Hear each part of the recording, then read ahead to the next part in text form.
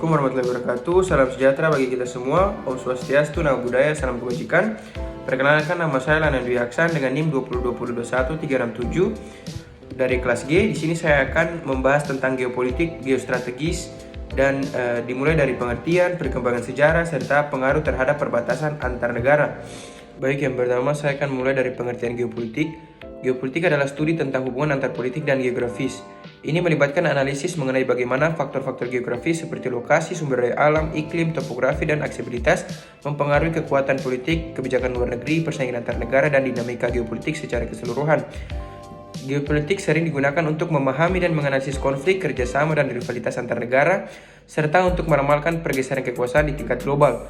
Dalam hal ini, geopolitik membantu dalam memahami faktor-faktor yang mempengaruhi kebijakan luar negeri, strategi militer, hubungan internasional, dan kepentingan nasional suatu negara. Kemudian pengertian geostrategis.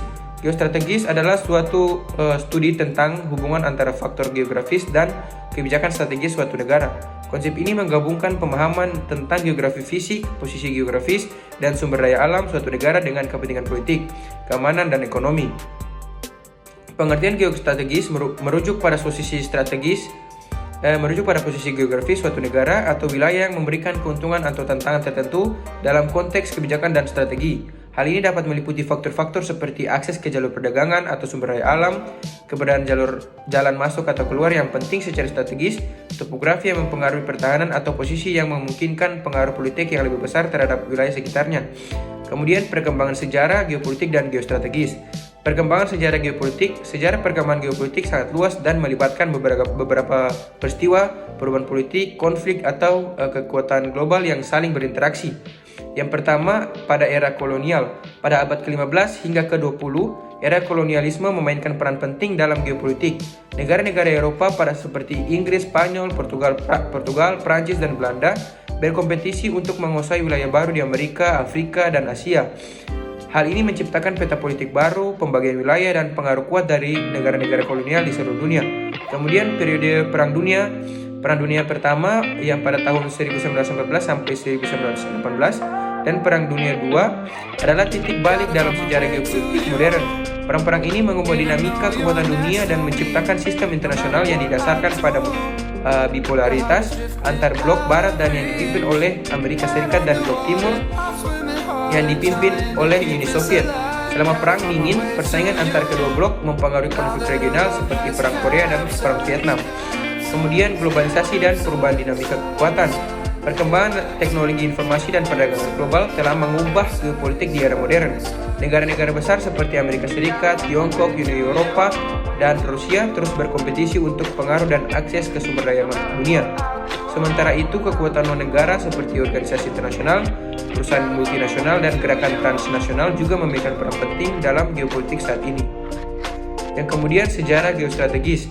Sejarah perkembangan geostrategis mencakup perubahan dalam pemahaman dan praktik geostrategis dari waktu ke waktu. Berikut adalah beberapa tahapan penting dalam perkembangan geostrategis. Baik, yang pertama pada era kuno. Pada masa kuno, peradaban seperti Mesir kuno, Babilonia, Persia, dan Yunani menggunakan pemahaman geografis dan strategi militer untuk memperluas wilayah mereka. Contohnya termasuk penaklukan Alexander Agung dan strategi Persia dalam mempertahankan wilayah besar mereka dengan menggunakan rute dan posisi geografis yang strategis. Kemudian zaman pertengahan. Selama zaman pertengahan, perang salib dan konflik antar kerajaan dan kekaisaran Eropa menghasilkan penggunaan strategis militer yang berbasis pada keunggulan geografis.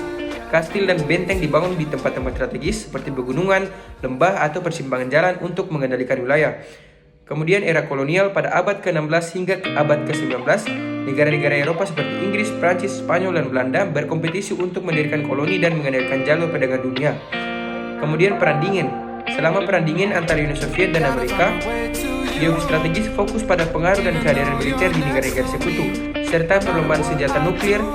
Kedua blok berusaha untuk membangun pangkalan militer, memperluas kehadiran di wilayah yang strategis, dan mengendalikan akses ke jalur perdagangan dan sumber daya alam. Era pasca Perang Dingin. Setelah akhir Perang Dingin, geostrategi mengalami pergeseran.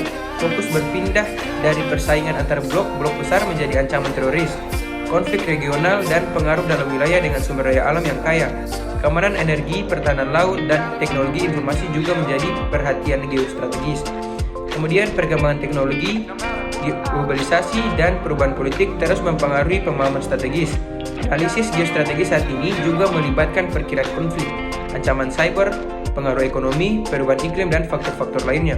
Baik, kemudian pengaruh geopolitik dan geostrategis terhadap perbatasan antar negara sangat signifikan. Faktor-faktor ini memainkan peran penting dalam menentukan perbatasan negara, mengubahnya atau bahkan memicu konflik perbatasan. Geopolitik melibatkan studi tentang hubungan antar faktor geografis dan politik dalam hubungan internasional. Beberapa faktor geopolitik yang mempengaruhi perbatasan antar negara adalah topografi. Fitur geografis seperti pegunungan, sungai, dan lautan dapat menjadi pembatas alam yang mempengaruhi perbatasan negara. Misalnya, pegunungan tinggi atau sungai yang sulit dilintasi dapat membentuk perbatasan yang sulit dijelajahi atau dipertahankan. Kemudian sumber daya alam. Keberadaan sumber daya alam yang berharga seperti minyak, gas, atau tambang dapat menjadi faktor penting dalam menentukan perbatasan. Negara-negara seringkali berusaha untuk mengamankan akses ke sumber daya ini melalui perbatasan atau klaim wilayah yang saling tumpang tindih. Kemudian lokasi strategis. Perbatasan yang dekat dengan jalur perdagangan utama, pelabuhan, atau wilayah strategis lainnya dapat menjadi penting secara geopolitik. Negara-negara seringkali berusaha mengendalikan atau memperluas perbatasan mereka untuk mendapat keuntungan ekonomi atau keamanan dari lokasi tertentu. Kemudian geostrategis berkaitan dengan strategi yang dikembangkan oleh negara untuk mencapai tujuan politik dan keamanan mereka berdasarkan faktor geografis. Beberapa pengaruh geostrategis terhadap perbatasan antar negara, termasuk yang pertama, pertahanan nasional.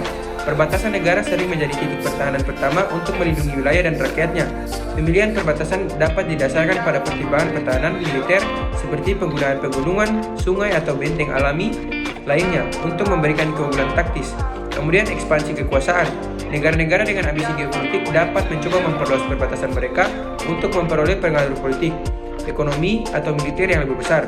Ini dapat melibatkan aneksasi wilayah tetangga atau pendirian pangkalan militer di dekat perbatasan strategis. Kemudian keamanan energi. Negara-negara yang sangat bergantung pada impor sumber daya energi seringkali memiliki kepentingan geostrategis dalam menjaga perbatasan mereka aman. Mereka mungkin melakukan tindakan untuk melindungi rute pasokan energi atau untuk mengendalikan wilayah yang kaya sumber daya alam. Penting untuk diingat bahwa geopolitik dan geostrategis dapat menjadi faktor kompleks yang melibatkan berbagai kepentingan nasional dan internasional. Negosiasi diplomatik, perjanjian bilateral atau multilateral, atau bahkan konflik bersenjata dapat terjadi sebagai hasil dari perubahan geopolitik atau geostrategis yang mempengaruhi perbatasan negara. Demikian dari presentasi saya, sekian dan terima kasih.